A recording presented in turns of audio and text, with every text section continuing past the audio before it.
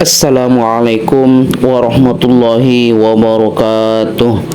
Pernahkah Anda bayangkan bagaimana masyarakat Arab hidup sebelum Islam datang? Ternyata kehidupan beragama mereka jauh dari kata tauhid.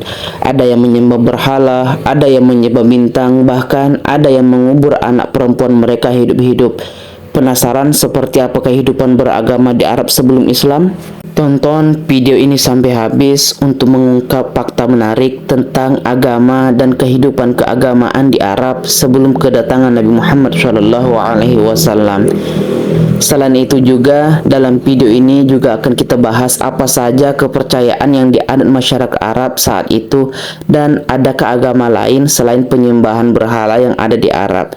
Jadi jangan lewatkan video ini, tonton sampai habis.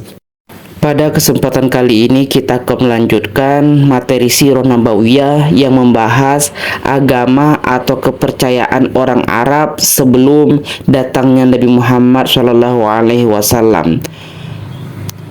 Jadi mereka juga percaya kepada perkataan peramal, paranormal, dan ahli nujum. Peramal adalah orang yang mengabarkan sesuatu bakal terjadi di kemudian hari, yang mengaku bisa mengetahui rahasia gaib pada masa mendatang. Di antara peramal ini ada yang mengaku memiliki pengikut dari golongan jin yang memberinya sesuatu pengabaran. Di antara mereka mengaku bisa mengetahui hal-hal gaib lewat suatu pemahaman yang dimilikinya. Di antara mereka mengaku bisa mengetahui berbagai masalah lewat isyarat atau sebab yang memberinya petunjuk dari perkataan, perbuatan, atau keadaan orang yang bertanya kepadanya. Orang semacam ini disebut arraf atau paranormal. Ada pula yang mengaku bisa mengetahui orang yang kecurian dan tempat di mana dia kecurian serta orang tersesat atau lain-lainnya. Sedangkan ahli nujum ialah orang yang memperlihatkan keadaan bintang dan planet, lalu dia menghitung perjalanan dan waktu peredarannya, agar dengan begitu dia bisa mengetahui berbagai keadaan dunia dan peristiwa-peristiwa yang bakal terjadi di kemudian hari. Pembenaran terhadap pengabaran ahli nujum pada hakikatnya merupakan keyakinan terhadap bintang-bintang, sedangkan keyakinan mereka terhadap bintang-bintang merupakan keyakinan terhadap hujan. Maka mereka berkata, hujan yang turun kepada kami berdasarkan bintang ini dan bintang itu. Di kalangan mereka juga ada namanya Abtiyaroh atau meramal nasib sial dengan sesuatu. Pada mulanya mereka mendatangkan seekor burung atau biri-biri lalu melepasnya. Jika burung atau biri-biri itu berlalu ke arah kanan, maka mereka jadi bepergian ke tempat yang hendak dituju, dan hal itu dianggap sebagai pertanda baik. Jika burung atau biri-biri itu mengambil jalan ke kiri, maka mereka tidak berani bepergian dan mereka meramal hal itu sebagai tanda kesialan. Mereka juga meramal sial jika di tengah jalan mereka bertemu burung atau hewan-hewan tertentu. Tidak berbeda jauh dengan hal itu adalah kebiasaan mereka yang menggantungkan ruas tulang kelinci. Mereka juga meramal kesialan dengan sebagian hari, bulan, hewan, atau wanita. Mereka percaya bahwa orang yang mati terbunuh jiwanya tidak tentram jika dendamnya tidak dibalaskan. Ruhnya bisa menjadi burung hantu yang berterbangan di padang pasir, seraya berkata, berilah aku minum, berilah aku minum. Jika dendamnya sudah dibalaskan, maka ruhnya akan menjadi tentram. Sekalipun masyarakat Arab jahiliyah seperti itu, setidaknya masih ada sisa-sisa dari agama Nabi Ibrahim dan mereka sama sekali tidak meninggalkannya, seperti pengagungan terhadap Ka'bah, tawaf di sekeliling Ka'bah, haji, umroh, wukuf di Arafah dan di Musdalifah, walaupun ada hal-hal baru yang tercampur dalam pelaksanaannya. Di antaranya orang-orang Quraisy berkata, kami adalah anak keturunan Ibrahim dan penduduk tanah suci, penguasa Ka'bah dan penghuni Mekah. Tak seorang pun dari bangsa Arab yang mempunyai hak dan kedudukan seperti kami, maka tidak selayaknya bagi kami untuk keluar dari tanah suci. Oleh karena itu, mereka tidak melaksanakan wukuf di Arafah, tidak ibadah di sana, tapi ibadah dari Musdalifah. Hal-hal baru lainnya ialah mereka berkata tidak selayaknya bagi orang-orang Quraisy untuk memberi makan keju dan meminta samin tatkala mereka sedang ihram. Mereka tidak boleh masuk Baitul Haram dengan mengenakan kain wol dan tidak boleh berteduh jika ingin berteduh di rumah-rumah pemimpin selagi mereka sedang ihram. Mereka juga berkata, penduduk di luar tanah suci tidak boleh memakan makanan yang mereka bawa dari luar tanah suci ke tanah suci jika kedatangan mereka itu dimaksudkan untuk haji dan umroh. Hal baru lainnya, mereka menyuruh penduduk di luar tanah suci untuk tetap mengenakan ciri pakaiannya sebagai penduduk bukan tanah suci selagi baru datang untuk melakukan tawaf awal. Jika tidak memiliki ciri pakaiannya sebagai penduduk luar tanah suci, maka mereka harus tawaf dalam keadaan telanjang. Ini berlaku untuk kaum laki-laki, sedangkan kaum wanita harus melepaskan semua pakaiannya kecuali baju rumahnya yang longgar. Pakaian yang dikenakan penduduk luar tanah suci harus dibuang setelah melakukan tawaf awal, dan tak seorang pun boleh mengambilnya lagi. Begitu pula orang yang bersangkutan. Hal baru lainnya, mereka juga tidak memasuki rumah dari pintunya selagi dalam keadaan ihram, tetapi mereka membuat lubang di bagian belakang rumah dan dari lubang itulah mereka keluar masuk rumahnya. Mereka menganggap hal itu sebagai perbuatan yang baik, namun kemudian hari Al-Quran melarangnya.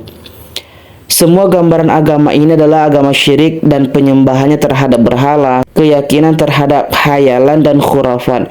Begitulah agama mayoritas bangsa Arab. Sementara sebelum itu sudah ada agama Yahudi, Masehi, Majusi, Sabi'ah yang masuk ke dalam masyarakat Arab.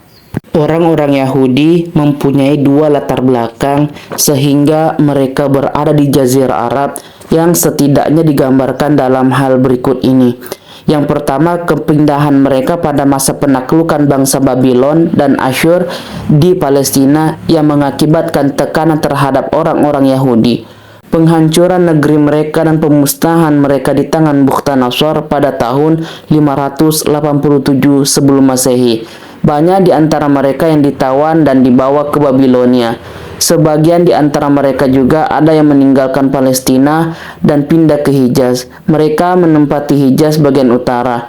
Yang kedua, dimulai dari pencaplokan bangsa Romawi terhadap Palestina pada tahun 70 Masehi yang disertai dengan tekanan terhadap orang-orang Yahudi dan penghancuran haikal-haikal mereka, sehingga kabilah-kabilah mereka berpindah ke Hijaz, lalu menetap di Yasrib, Khaybar, dan Taima. Di sana mereka mendirikan perkampungan Yahudi dan benteng pertahanan. Maka agama Yahudi menyebar di sebagian masyarakat Arab lewat orang-orang Yahudi yang berimigrasi itu, yang kemudian mereka juga mempunyai beberapa momen politis yang mengawali munculnya Islam. Saat Islam datang, kabilah-kabilah Yahudi yang terkenal adalah Khaybar, Nadir, Mustalik, Quraisyah, dan Kainuqa. As-Samhudi menyebutkan di dalam Wafa'ul Wafa bahwa jumlah kabilah Yahudi saat itu lebih dari 20. Sementara itu agama Yahudi masuk ke Yaman karena dibawa As'ad Abu Karib. Awal mulanya dia pergi berperang ke Yasrib dan memeluk agama Yahudi di sana.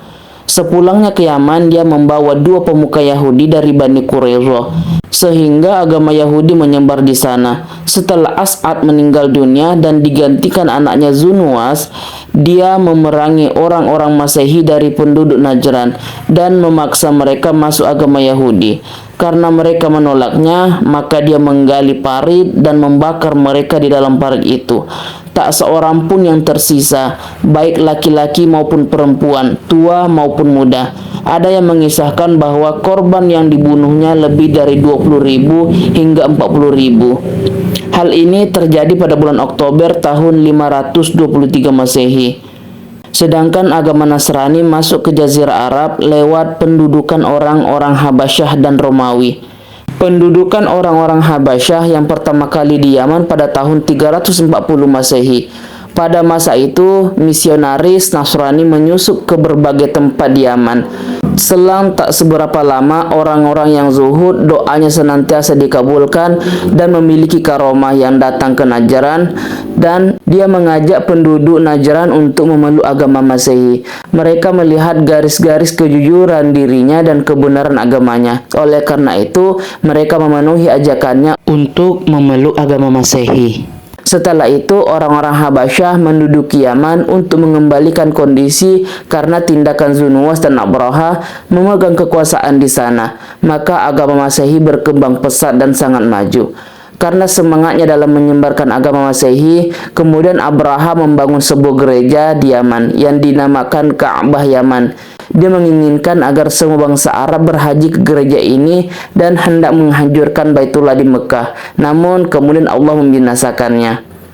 Bangsa Arab yang memeluk agama Nasrani adalah suku-suku Ghassan, kabilah-kabilah Taghlib, Toyi, dan yang berdekatan dengan orang-orang Romawi. Bahkan sebagian Raja Hiroh ada pula yang memeluk agama Nasrani. Sedangkan agama Majusi lebih banyak berkembang di kalangan orang-orang Arab yang berdekatan dengan orang-orang Persia. Agama ini juga pernah berkembang di kalangan orang-orang Arab Irak dan Bahrain, serta di wilayah-wilayah di pesisir Teluk Arab. Ada pula penduduk Yaman yang memeluk Majusi tatkala bangsa Arab menduduki Yaman. Sedangkan agama Sabi'ah menurut beberapa kisah dan catatan berkembang di Irak dan lain-lainnya, yang dianggap sebagai agama kaum Ibrahim Chaldeans. Bahkan penduduk Syam yang juga memeluknya serta penduduk Yaman pada zaman dahulu. Setelah kedatangan beberapa agama baru seperti agama Yahudi dan Nasrani, agama ini mulai kehilangan bentuknya dan surut. Tetapi tetap masih ada sisa-sisa para pemeluknya yang bercampur dengan para pemeluk Majusi atau yang berdampingan dengan mereka di masyarakat Arab dan Irak serta di pinggiran Teluk Arab. Jangan lupa like, share, dan subscribe akun kami ini agar bisa bermanfaat untuk semua teman keluarga. Jazakumullahu khairan.